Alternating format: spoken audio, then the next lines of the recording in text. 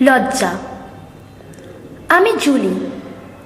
আজ আমি তোমাদের এমন এক ঘটনার কথা বলবো যেটা আমি কোনোদিনও ভুলতে পারবো না। তারিখটা আমার আজও মনে আছে, 20শে জানুয়ারি 2010। সেই দিনের পর বেশ কয়েক বছর কেটে গেছে, কিন্তু এখনো আমার মনে হয় যেন গতকালের ঘটনা। আমি ষষ্ঠ শ্রেণীর ছাত্রী ছিলাম। পড়াশোনায় ভালো ছিলাম বলে আমার শিক্ষক শিক্ষিকারা সবাই আমাকে খুব ভালোবাসতেন। সেই জন্য আমার ক্লাসের অনেকেই আমার উপর হিংসে করত। তাই স্কুলে আমার অনেক বন্ধু ছিল, এ কথা আমি বলতে পারবো না। খালি 2-3 জন মেয়ের সাথে আমার খুব মেলামেশা ছিল। সেদিন আমি ক্যান্টিনে বসে দুপুরের খাওয়া সারছিলাম। এমন সময় আমার ক্লাসের 2টি মেয়ে আমার দিকে এগিয়ে এলো। ওদের নামগুলো আমার এখনো মনে আছে, নিকোল আর লরা। লরা আমাকে জিজ্ঞেস করলো, জুলি, তোর সাথে আমরা একটু কথা বলতে পারি? আমি অবাক হলাম। সাধারণত ওরা আমার কাছে আসতেও লজ্জা পায়। আমি উত্তর দিলাম, হ্যাঁ নিশ্চয়ই। ওরা এসে আমার সামনে বসলো। তারপর নিকোল আমাকে জিজ্ঞেস করলো, তুই সবসময় আমাদের থেকে দূরে দূরে থাকিস কেন? আমি জানি আমাদের তোর মতো অত বুদ্ধি নেই, কিন্তু আমরা তো বন্ধু, তাই না? আমি হতবাক হয়ে গেলাম। আমার সাথে এত ভালোভাবে ওরা কোনোদিনও কথা বলেনি। মিথ্যে বলবো না, খুব খুশি হলাম। বন্ধু পেতে কে না চায়। নিকোল বলল, আমাদের সাথে চল, সবাই তোর জন্য জিমনাসিয়ামে অপেক্ষা করছে। আমার জন্য অন্যেরা অপেক্ষা করছে? এই যে অবিশ্বাস্য। ওদের নিমন্ত্রণ সাদরে গ্রহণ করলাম। আমরা 3 জনে জিমনাসিয়ামে গেলাম। আরও 3 জন মেয়ে সেখানে ছিল, সাবিন, মার্সেল আর মেরি। আমি সবসময় ভাবতাম ওরা আমাকে ঘেন্না করে। আমার কাছ থেকে কি চায় এরা সবাই? মেরি আমায় দেখে বলল, আয় জুলি, আমরা তোর জন্যই অপেক্ষা করছিলাম। আমি ওদের দিকে এগিয়ে গেলাম। একটু ভয় করছিল, আমি তো জানতাম না আমার জন্য কি অপেক্ষা করে আছে। আমাদের খুব খারাপ লাগে জুলি, তুই কখনো আমাদের সঙ্গে কথা বলিস না, ক্লাসে তুই কখনো আমাদের সাথে বসিস না, সাবিন বলল। আমি কাঁপা কাঁপা গলায় বললাম, আমি ভাবতাম তোমরা আমাকে ঘেন্না করো। মেরে বিস্ময় ভরা গলায় বলল, আমরা তোকে ঘেন্না করি? একেবারেই না, বরং আমরা তোকে সম্মান করি। আর এখন থেকে তুই আমাদের দলে। আমরা একসাথে সময় কাটাবো, একে অন্যের বাড়ি যাব। কি বলিস? নিজের কানকে বিশ্বাসই হচ্ছিল না। এমন দিন যে কখনো আসতে পারে কোনোদিনও ভাবিনি। আমি উত্তর দিলাম, দারুণ হবে। মার্সেল আমার দিকে তাকিয়ে একটু হাসলো, তারপর জিজ্ঞেস করলো, জুলি, তুই আমাদের মতো হতে চাস? হ্যাঁ, তার জন্য কিন্তু অনেক সাহস দরকার। আমি অত্যন্ত আগ্রহ ভরে বললাম, আমার খুব সাহস আছে। আমি ওদের দলের অংশ হওয়ার জন্য পাগল হয়ে গেছিলাম। ভগবানের দেওয়া এই সুযোগ আমি নষ্ট করতে চাইনি। আমার কথা শুনে সবাই হাসতে শুরু করলো। নিকোল বলল, তাই নাকি?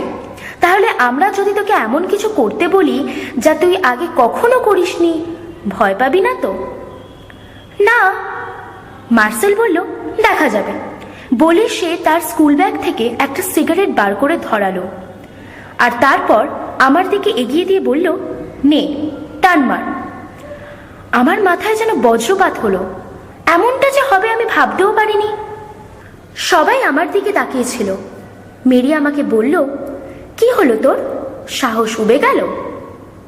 আমি ক্ষীণকণ্ঠে বললাম, আমার বাবা মা আমাকে বলেছেন যে সিগারেট খাওয়া স্বাস্থ্যের পক্ষে ভালো নয়।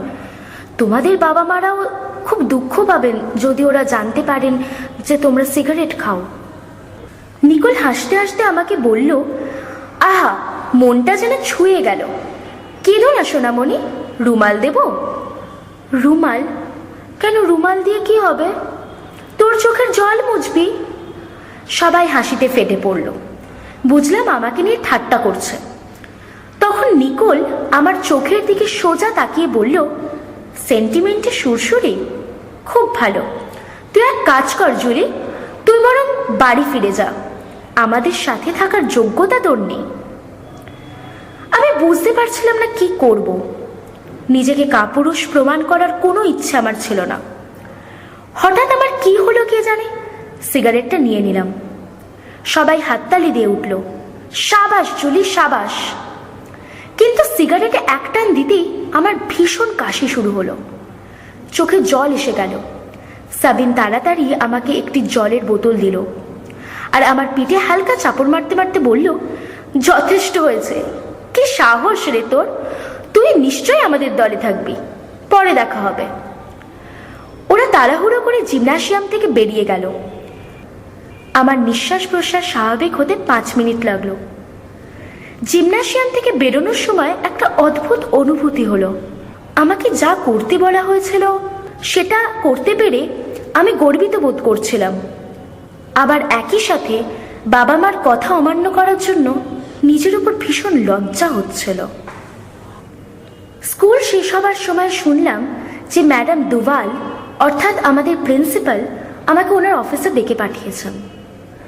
সেখানে যখন ঢুকলাম, উনি আমাকে ওনার উল্টো দিকে রাখা চেয়ারটাতে বসতে বললেন। ওনার মন মেজাজ যে ভালো নয় সেটা বেশ বুঝতে পারলাম।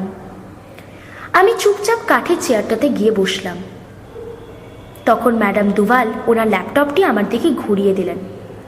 ল্যাপটপের পর্দায় একটা ছবি, যেখানে দেখা যাচ্ছে যে আমি সিগারেট খাচ্ছি, আর ছবিটায় আমি ছাড়া আর কেউ নেই।